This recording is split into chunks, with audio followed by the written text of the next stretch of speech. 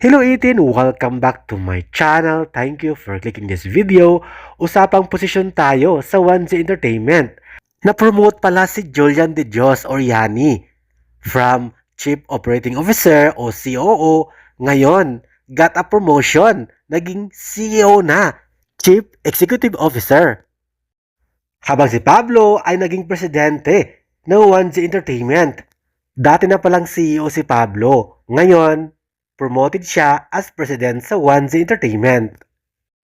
Habang sina Justin, Joss, Ken at Stel, miyembro pa rin ng Board of Directors ng 1Z. Ang 1Z Entertainment ay nag-focus sa diverse artist development and future projects. Narito pa ang laman ng post sa Facebook mula sa Asian Inquirer.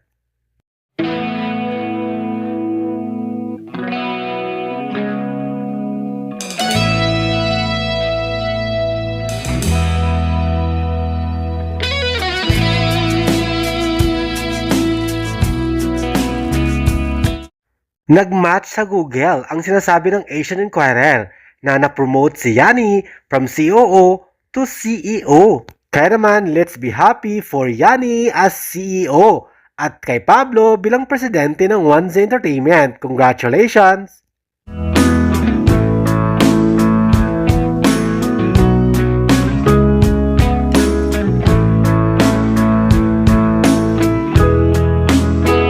Thank you for watching, guys. See you in the next video and update. Please like and subscribe to my channel. Keep watching. God bless everyone, and always remember, be yourself and be a good one.